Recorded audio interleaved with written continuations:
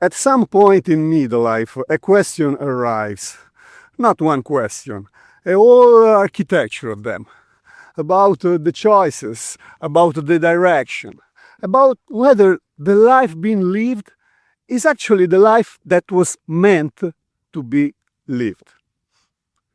And the thing that surprises most men isn't the questions themselves. It's how seriously they mean them. I want to try to describe what this actually feels like, because it's different from doubt, different from regret, different from dissatisfaction in the usual sense. It's more like a quiet audit. A man is somewhere ordinary, driving home from work or lying awake at 3 a.m. or just sitting with his coffee before the house wakes up. And the question surfaces that it can't quite dismiss. Is this the life I actually chose? Or is it the life that happened to me while I was busy being responsible? And the question doesn't ask to be answered immediately. It just sits, persistent, patient, refusing to be filed under things I'll think about later. Because later is already here. I think most men who reach midlife have some version of this experience. And almost none of them talk about it. Not because they don't feel it, but because admitting it feels like ingratitude. The life is real. The people in it are real. The work, the home, the years invested, all of it is genuinely valuable. And yet, there is this question, sitting at the table uninvited, looking at everything that's been built and asking something that has no clear answer. But is it yours? Is it really yours? And the discomfort of that question, the reason men carry it quietly for so long, is that it doesn't require the answer to be no. It just requires honesty. A specific kind of honesty about whether the life was assembled from the inside out, from genuine values, genuine desire, genuine self-knowledge, or assembled from the outside in, from what was expected, from what was rewarded, what made sense to the people around you at the time you were making the choices. And for most men, the honest answer is some of both. But there is the strange part. So here is the strange part, that most men assume the questioning means the life went wrong. That if they were in the right life, the right career, the right version of themselves, they wouldn't be asking these questions. They just know. But most men misunderstand this completely. Because the questioning at midlife has very little to do with whether life went wrong. It has everything to do with whether a man has finally become honest enough with himself to actually examine it.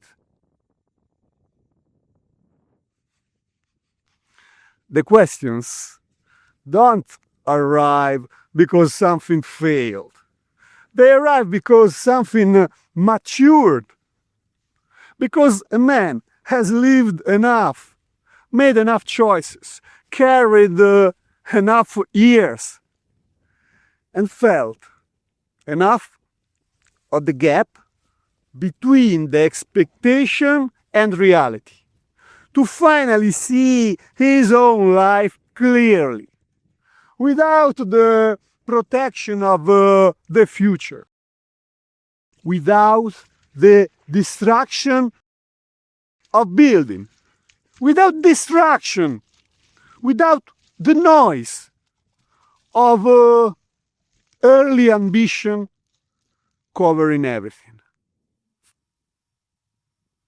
And what he sees when he finally looks, that's the real content of the questioning. Not failure. Not failure. Clarity. Clarity arriving at the cost of comfort.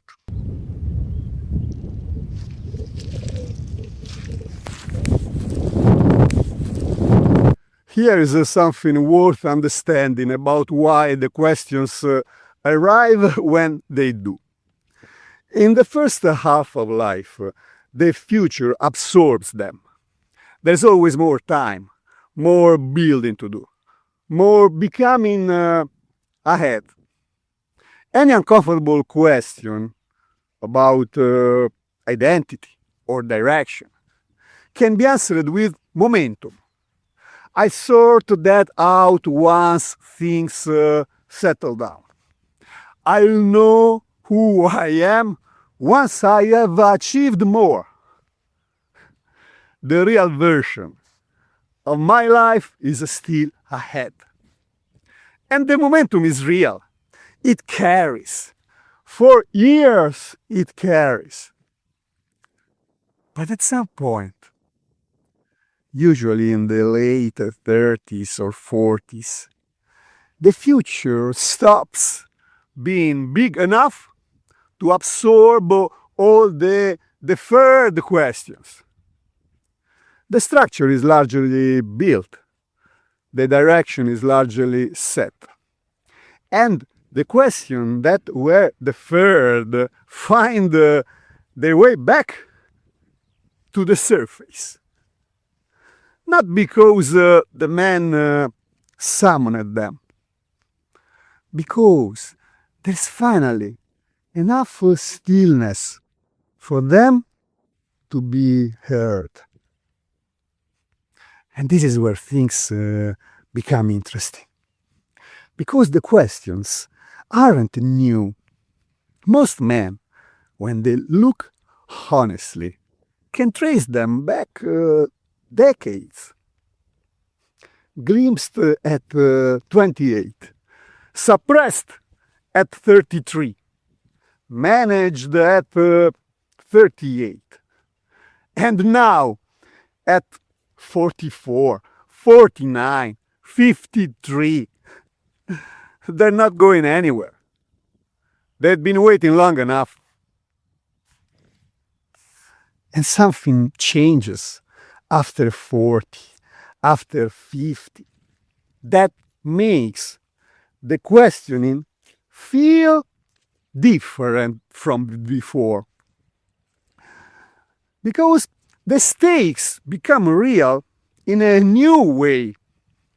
When you are younger and you question your direction, there is still the sense that a correction is relatively cheap.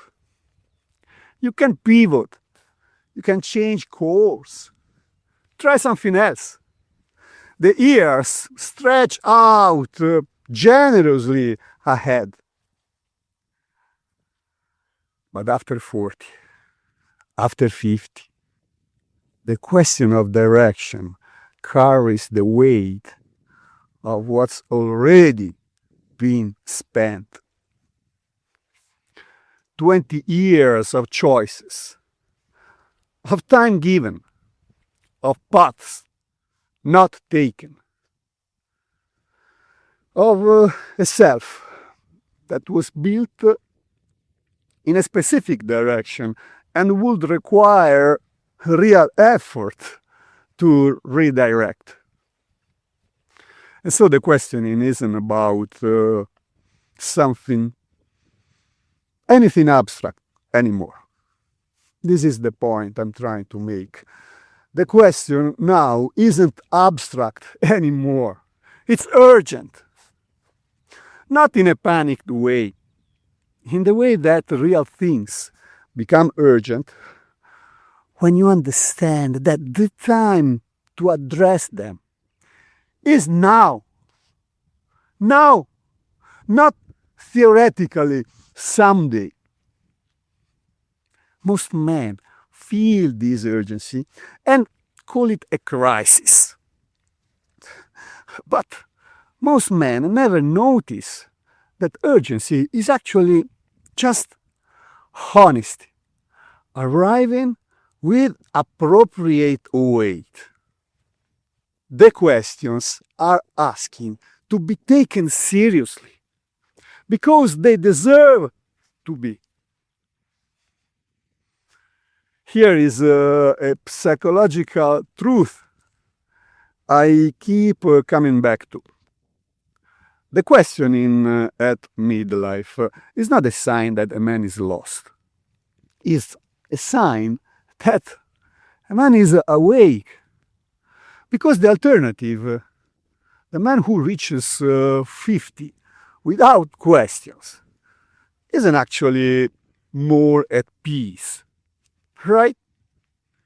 He's just more defended. The questions are there for all of us. The only variable is whether we let them surface or spend our energy keeping them below. And the men who let them surface, who are willing to see it with the discomfort of genuine self-examination, they're not falling apart. They're doing the most important work available to them. The work of understanding their own life. Not in retrospect, not when it's too late to do anything with understanding, but now, while there's still time, while the relationships are still here, while the choices can still be made. And I wanted to say something clearly about this work. It doesn't require answers. The questioning itself is the work. Not the resolution. Not even the reinvention.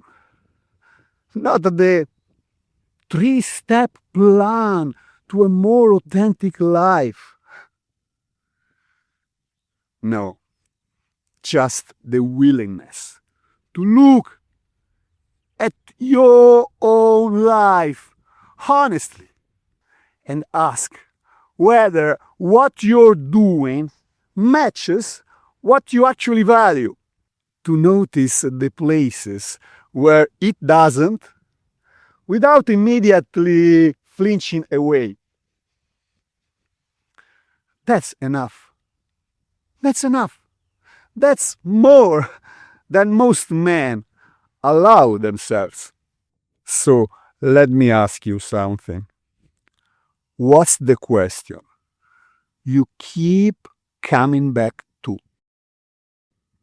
Not the practical ones, not the financial ones, the real one, the one that surfaces in the quiet moments and doesn't have a satisfying answer. For some men, I know it's about direction. Is this really what I want to be doing with my time? This is the question. For most of them. For others, it's about identity. Am I actually becoming the person I intended to become? For others, it's about relationships. Are the people closest to me getting the real version of me, or a carefully managed version? Maybe you've been carrying yours for years, acknowledging it in certain moments, and then moving on before it gets too uncomfortable. I think most men have a question like that. And I think the fact that it keeps coming back, the fact that it refuses to be permanently filed away, means it has something real to tell you.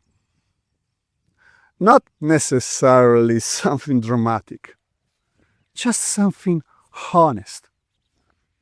Something your own life is trying to say to you, if you're willing to stop long enough to hear it. Men question their lives at midlife, not because they failed, not because they chose wrong, not because they are ungrateful or restless or immature. They question because they have finally accumulated enough experience to see the difference between the life they were handed and the life they actually chose. Between the values they inherited and the values they actually hold. And between the direction they were pointed and the direction that would feel genuinely theirs. And that gap, seen clearly, without flinching, is one of the most valuable things a man can perceive. Because it's actionable. This is the reason I believe. It's actionable. Not through a dramatic change, not through tearing anything down. Through small, honest, persistent movement toward more alignment. Toward a life that year by year looks a little more like what he would choose if he were choosing freely. That's not a reinvention. That's a man taking his own life seriously and doing it while there's still time. I've come to think that the questioning is a gift, an uncomfortable one, inconvenient, sometimes painful, but a gift, because it means a man hasn't fully gone to sleep inside his own life. It means the part of him that cares about truth, about meaning, about actually living rather than just performing. That part is still awake, still paying attention, still asking more of him than the comfortable version requires. And that part, the one that keeps asking, it's worth listening to. Not because it has all the answers, but because it's the most honest voice a man has. And in the second half of a life, honesty is the only foundation worth building anything on.